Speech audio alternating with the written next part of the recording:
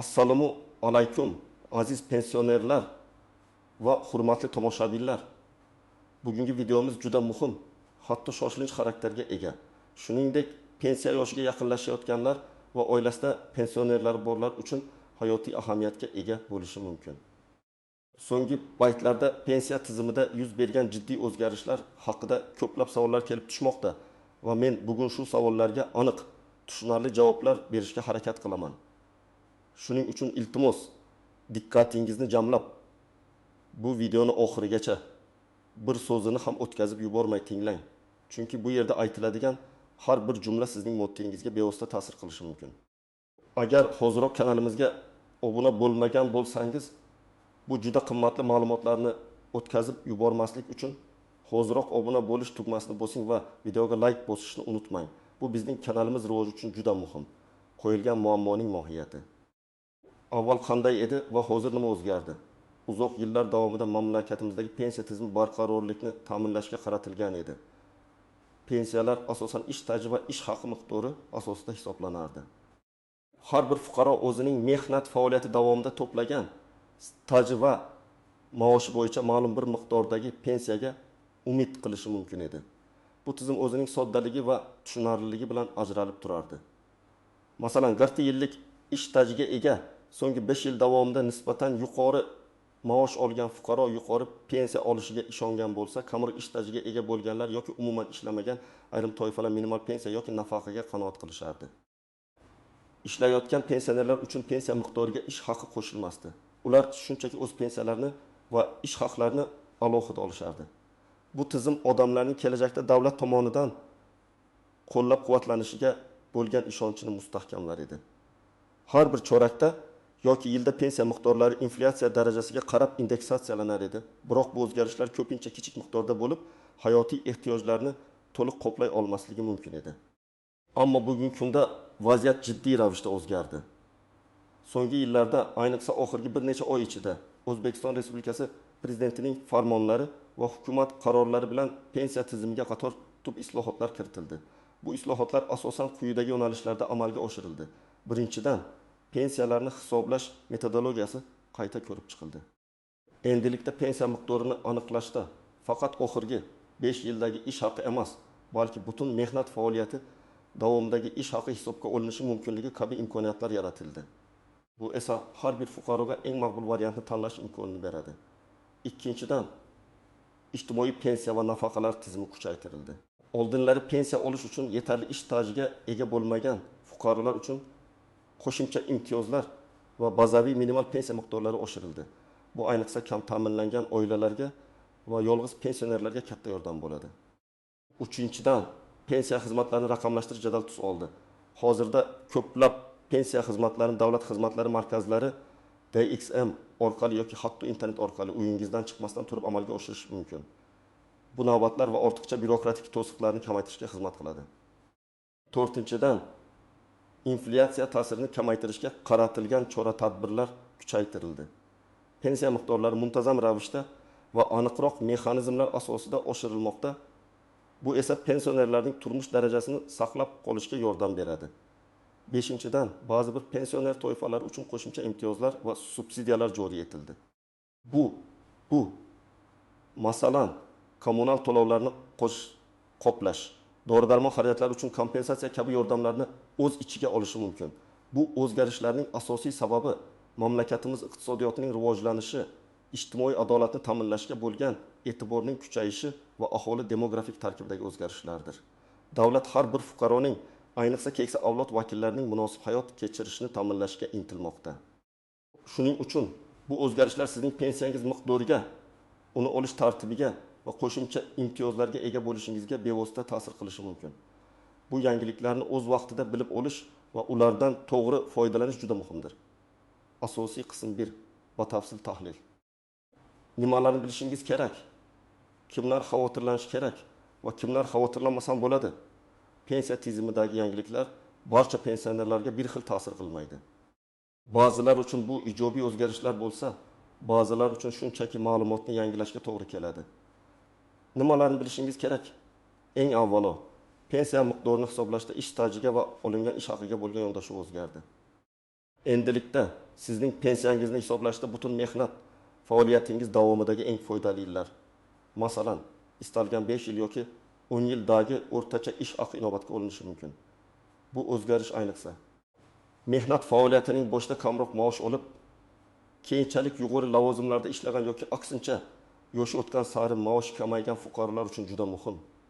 Shuningdek, pensiya tayinlash uchun zarur bo'lgan minimal ish staji ham qayta ko'rib chiqilgan bo'lishi mumkin.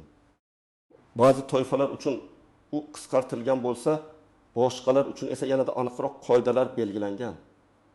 Ikkinchidan, ijtimoiy pensiya va nafaqalar bo'yicha ham sezilarli o'zgarishlar bor. Pensiya olish huquqiga ega bo'lmagan, lekin ijtimoiy yordamga muhtoj fuqarolar uchun bazaviy ijtimoiy pensiya miqdorlari sezilarli darajada oshirildi.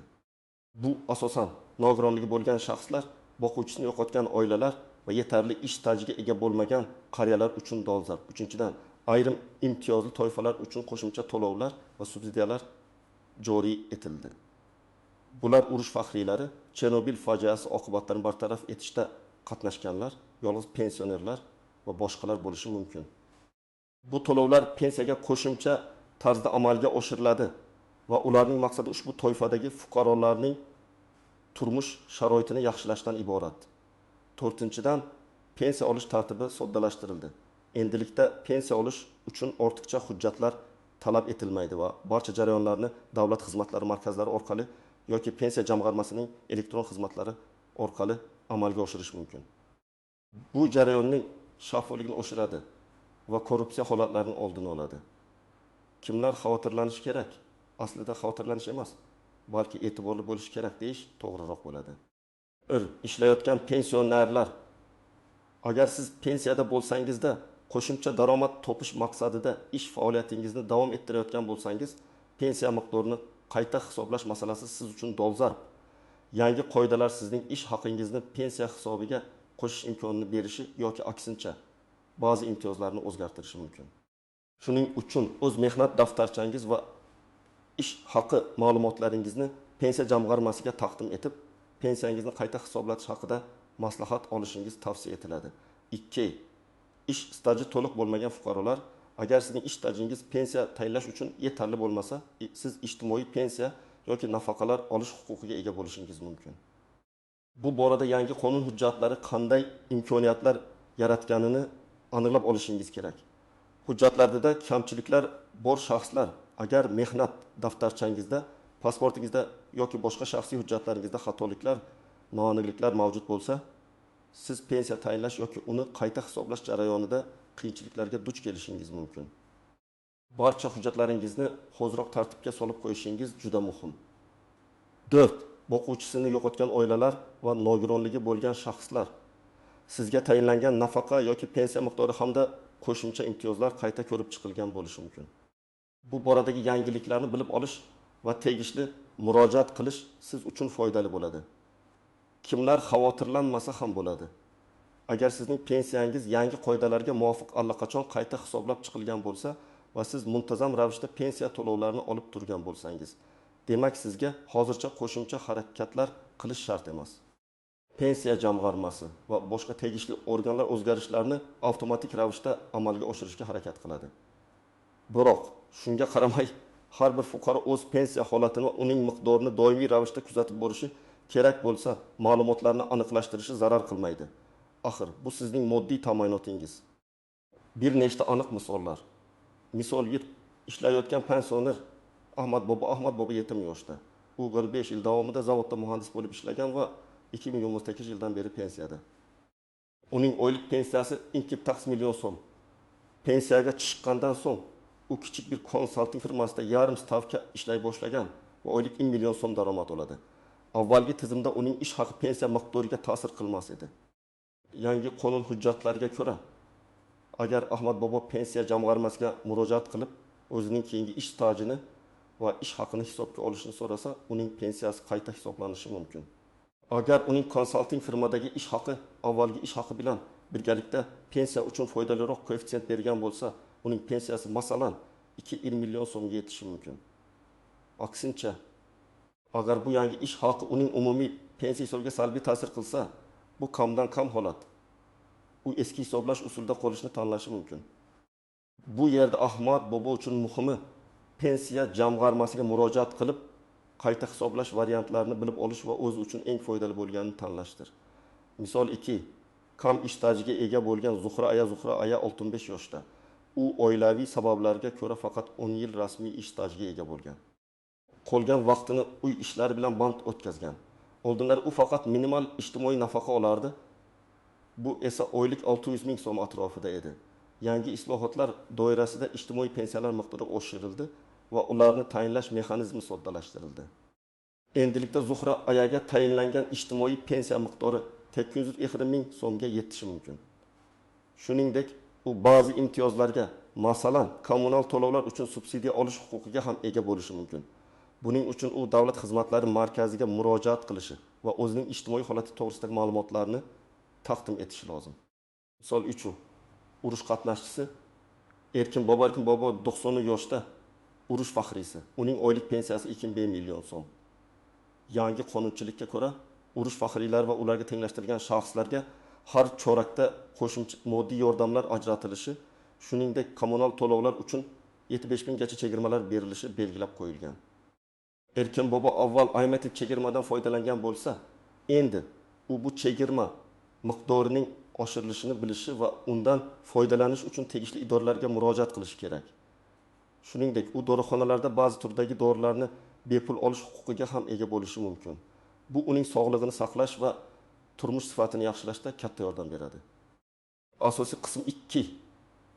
Istisnolar, qalchiqlar va oshkor bo'lmagan nozikliklar pensiya tizimida ham umumiy qoida bo'lgani kabi, pensiya e'tibordan chetda qolishi mumkin bo'lgan qaltis jihatlar va oshkor bo'lmagan nozikliklar mavjud. Ularni bilish sizni ko'plab muammolardan saqlashi mumkin. Qoidalardan istisnolar. 1. Boshqa mamlakatlarda ishlagan davrlar. Agar siz o'z mehnat faoliyatingizning bir qismini boshqa davlatda, masalan, Rossiya, Qozog'iston yoki boshqa MDH davlatlarida o'tkazgan bo'lsangiz, bu O'zbekistondagi pensiya hisobiga kiritish imkoniyatlari mavjud. Biroq buning uchun maxsus tartib-qoidalar va ikki tomonlama shartnomalar mavjud. Bu stajni tasdiqlovchi hujjatlar, masalan, xorijiy mehnat daftarchasi yoki ish beruvchidan olingan ma'lumotnomalar notarial tasdiqlangan tarjimalari bilan birga taqdim etilishi kerak. Bu jarayon ancha vaqt talab qilishi mumkin. 2. Harbiy pensiyalar. Harbiy xizmatchilar va huquqni muhofaza qiluvchi organlar xodimlariga pensiyalar tayinlash alohida qonun hujjatlari bilan tartibga solinadi. Ularning pensiyalari odatda umumiy fuqarolik pensiya tizimidan farqli ravishda hisoblanadi va ularga boshqa turdagi imtiyozlar ham berilishi mumkin. Agar siz sobiq harbiy xizmatchi bo'lsangiz, o'zingizning idorangizning pensiya ta'minoti bo'limiga murojaat qilishingiz kerak. 3. Yuqori darajali lavozimlarda ishlagan shaxslar, ayrim davlat lavozimlarida ishlagan shaxslar uchun maxsus pensiya tayinlash tartiblari mavjud bo'lishi mumkin. Bu pensiyalar odatda standart hisoblash usullaridan farq qiladi va ularga qo'shimcha imtiyozlar berilishi mumkin. 4. Qishloq xo'jaligi sohasida ishlaganlar. Sovet davridagi kolxozlarda ishlagan fuqarolar uchun ish stajini hisoblashda ba'zi murakkabliklar bo'lishi mumkin. Chunki ularning ish haqi ko'pincha natural shaklda berilgan. Bu holatlarda pensiya jamg'armasiga murojaat qilib, batafsil maslahat olish muhim. Qaltis jihatlar. Shaxsiy ma'lumotlarni yangilamaslik. Pasportingiz o'zgarganda, familiyangiz o'zgarganda, masalan, turmushga chiqqanda, yashash manzilingiz o'zgarganda bu ma'lumotlarni pensiya jamg'armasiga yoki davlat xizmatlari markazlariga o'z vaqtida taqdim etmaslik kelajakda to'lovlarda uzilishlarga yoki noto'g'ri hisob-kitoblarga sabab bo'lishi mumkin. Muddati o'tkazib yuborish. Ba'zi yangi imtiyozlar yoki pensiyani qayta hisoblash uchun murojaat qilishning muayyan muddatlari bo'lishi mumkin. Bu muddatlarni o'tkazib yuborish imtiyozlardan mahrum bo'lishga olib kelishi mumkin. Shuning uchun barcha yangiliklarni kuzatib borish va o'z vaqtida harakat qilish muhim. 3. Firibgarlar tuzog'iga tush. Pensiya sohasidagi o'zgarishlar paytida firibgarlar faollashishi mumkin. Ular o'zlarini pensiya jamg'armasi xodimlari deb tanishtirib, pensiyangizni oshirish bahonasida bank kartangiz ma'lumotlarini yoki boshqa shaxsiy ma'lumotlaringizni so'rashi mumkin. Esda tuting, hech qanday davlat organi sizdan telefon orqali karta raqamlari, PIN kodlar yoki SMS kodlarni so'ramaydi. Bunday hollarda darhol shubhali xabarlarni o'chiring va tegishli organlarga xabar bering. 4. Mehnat daftarchasidagi xatoliklar. eski mehnat daftarchalarida yozuvlardagi xatolar, o'chirishlar, noto'g'ri sanalar yoki muhrlarning yo'qligi pensiya tayinlash jarayonini sezilarli darajada murakkablashtirishi mumkin. Bunday holatlarda arxiv ma'lumotlari ish beruvchidan olingan tasdiqnomalar yoki hatto sud orqali ish stajini tasdiqlashga to'g'ri keladi. Oshkor bo'lmagan zozikliklar. Pensiyaning indeksatsiyasi mexanizmi. Hukumat pensiyalarning inflyatsiya darajasiga qarab muntazam ravishda indeksatsiya qilishini e'lon qiladi. Biroq bu indeksatsiya qanday hisoblanadi? Qaysi ko'rsatkichlarga asoslanadi? Va aynan qaysi sanalarda amalga oshiriladi? Bu ma'lumotlar ko'pchilikka oshkor emas. Pensiya jamg'armasi veb saytidagi rasmiy e'lonlarni kuzatib borish yoki hududiy bo'limlardan aniqlashtirish tavsiya etiladi. Pensiya va nafaqa orasidagi farq. Ko'pchilik pensiya va nafaqa so'zlarini bir ma'noda ishlatadi. Aslida pensiya bu mehnat stajiga va badallarga asoslangan davlat to'lovi bo'lsa, nafaqa bu yetarli ish stajiga ega bo'lmagan yoki alohida ijtimoiy himoyaga muhtoj shaxslarga beriladigan moddiy yordamdir. Bu ikki to'lov turi alohida qonun hujjatlari bilan tartibga solinadi va ularga nisbatan turli qoidalar qo'llanilishi mumkin. Apellyatsiya qilish tartibi: agar sizga pensiya tayinlashda yoki uning miqdorini hisoblashda xatolikka yo'l qo'yilgan deb hisoblasangiz, sizning bu qaror ustidan shikoyat qilish huquqingiz bor. Buning uchun pensiya jamg'armasining yuqori turuvchi organiga, prokuraturaga yoki sudga murojaat qilish mumkin. Shikoyat arizasini to'g'ri rasmiylashtirish va barcha tegishli hujjatlarni ilova qilish juda muhimdir. 4. Qo'shimcha imtiyozlar haqida bilmaslik. Ba'zi pensionerlar, masalan, yoshga doir nogironlik yoki boquvchisini yo'qotganlik pensiyasini oluvchilar, kommunal to'lovlar, jamoat transporti, tibbiy xizmatlar yoki dori-darmonlar uchun qo'shimcha imtiyozlarga ega bo'lishi mumkin. Ammo ular bu imtiyozlar haqida bilmasligi sababli ulardan foydalana olmaydi. Davlat xizmatlari markazlariga murojaat qilib, sizga qanday imtiyozlar tegishli ekanligini aniqlashtirishingiz kerak. Ushbu istisnolar, qaltis jihatlar va nozikliklarni bilish sizga pensiya ta'minoti bilan bog'liq masalalarda to'g'ri yo'l tutishga va o'z huquqlaringizni himoya qilishga yordam beradi. Amaliy maslahatlar. Aziz do'stlar, endi eng muhim qismga siz qanday amaliy qadamlar qo'yishingiz kerakligiga o'tamiz. Bu yerda men sizga aniq ko'rsatmalar beraman. Ma'lumotlarni to'plash va tasdiqlash. Rasmiy manbalarga murojaat qiling. Asosiy va eng ishonchli ma'lumot manbalari O'zbekiston Respublikasi Moliya vazirligi huzuridagi budjetdan tashqari pensiya jamg'armasining rasmiy veb sayti, pip.mf.uz, elektron hukumat portali, my.gov.uz, shuningdek davlat xizmatlari markazlarining rasmiy axborot kanallari. Hech qachon ishonchsiz manbalardagi mish-mishlarga yoki noto'g'ri ma'lumotlarga tayanmang. Pensiya jamg'armasining ishonch telefoni orqali mutaxassislar bilan bog'laning. Ko'p hollarda oddiy savollarga telefon orqali javob olishingiz mumkin. Telefon raqami odatda PFMF.uz saytida ko'rsatilgan bo'ladi. Hujjatlaringizni tekshirish va tartibga solish. Pasportingizning amal qilish muddati tugamaganligiga, undagi ma'lumotlar to'g'ri ekanligiga ishonch hosil qiling. Agar pasportingiz yangilangan bo'lsa, bu haqda pensiya jamg'armasiga xabar berishingiz kerak. Mehnat daftarchangiz. Bu eng muhim hujjatlardan biri.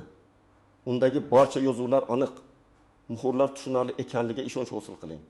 Ishga kirganlik, ishdan bo'shatilganlik haqidagi yozuvlar, lavozim o'zgarishlari to'liq va tartibli yozilgan bo'lishi kerak. Agar xatoliklar yoki o'chirishlar bo'lsa, ularni hoziroq tuzattirish choralarini ko'ring. Buning uchun sobiq ish joyingizning kadrlar bo'limiga yoki arxivlarga murojaat qilishingizga to'g'ri kelishi mumkin.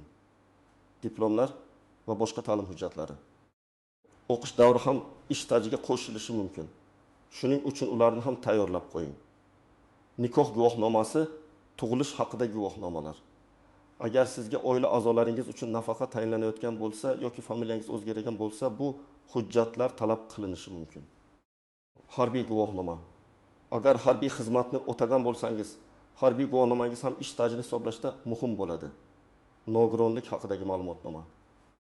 Agar nogironlik guruhiga ega bo'lsangiz, tibbiy mehnat ekspert komissiyasi TMK xulosasi va nogironlik guvohnomasi talab etiladi. Bank hisob varag'i ma'lumotlari. Pensiya to'lovlari bank kartangizga o'tkazilishi uchun bank hisob varag'ingiz haqidagi ma'lumotlar aniq bo'lishi kerak. Barcha hujjatlarning nusxalarini kerak bo'lsa, notarial tasdiqlangan nusxalarni tayyorlab qo'ying. Asl nusxalarni esa o'zingizda saqlang. O'tish. joriy pensiya holatini tekshirish myPON.uz portali orqali elektron hukumat portaliga kirib, shaxsiy kabinetingizda o'z pensiyangiz haqidagi ma'lumotlarni, ish staji, ish haqi va pensiya miqdorini tekshirishingiz mumkin. Bu eng qulay usul. Pensiya jamg'armasining hududiy bo'limlariga murojaat qiling. Shaxsiy tashrif orqali ham sizga tegishli barcha ma'lumotlarni olishingiz mumkin. Bu yerda kerak bo'lsa harakat qiling. Pensiyani qayta hisoblash uchun ariza berish.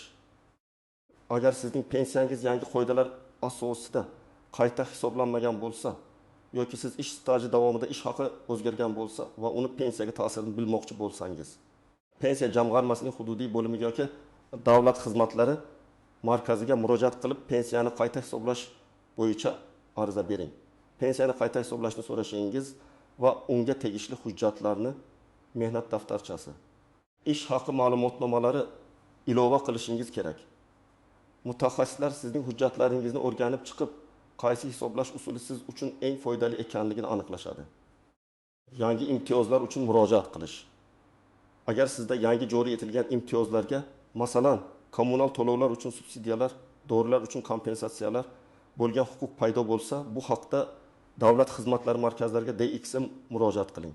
Har bir imtiyoz uchun alohida ariza shakli va talab etiladigan hujjatlar ro'yxati mavjud bo'ladi. DXM xodimlari sizga bu jarayonda yordam berishadi. Yashash joyingizdagi mahalla fuqarolar yig'inlariga murojaat qilish. Ba'zi ijtimoiy himoya turlari va yordamlar mahallalar orqali ham amalga oshiriladi. Ayniqsa yolg'iz pensionerlar yoki kam ta'minlangan oilalarga yordam ko'rsatishda mahalla faollari muhim rol o'ynaydi. 5. Murojaatlarni kuzatish va shikoyat qilish.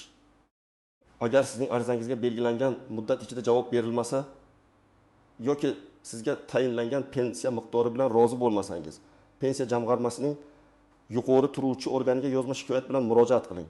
Agar bu ham natija bermasa, prokuratura organlariga yoki sudga murojaat qilish huquqingiz bor. Barcha murojaatlar, arizalar va ularga berilgan javoblarning nusxalarini o'zingizda saqlab qo'ying. Bu amaliy qadamlar sizga pensiya tizimidagi yangiliklardan to'liq foydalanishga va o'z huquqlaringizni himoya qilishga yordam beradi. Esingizda bo'lsin, ma'lumotga ega bo'lish va o'z vaqtida harakat qilish bu muvaffaqiyat garovi. Xulosa va yakuniy chaqiriq. Aziz tomoshabinlar, bugungi ma'lumotlarimiz siz uchun juda foydali bo'ldi degan umiddaman.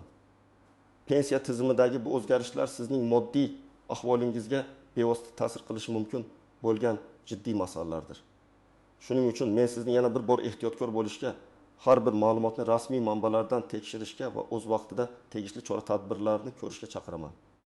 O'z huquqlaringizni biling va ulardan to'g'ri foydalaning. Umid qilamanki, bu video sizga yo'l yo'riq berdi va pensiya masalalari bo'yicha yuzaga keladigan savollarga javob topishingizga yordam beradi.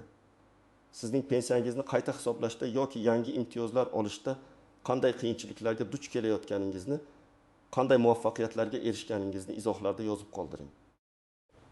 Sizning shaxsiy tajribangiz boshqa tomoshabinlar uchun ham juda foydali bo'lishi mumkin. Sizning fikrlaringiz biz uchun juda muhim. Biz har bir izohni o'qiymiz. Videoga like bosing va kanalimizga obuna bo'lishni unutmang. Zero biz kelajakda ham shu kabi muhim va hayotiy ahamiyatga molik mavzularda chiqishlarimizni davom ettiramiz. O'zingizni asrang, salomat bo'ling va farovon hayot kechiring. Keyingi videolarimizda ko'rishguncha.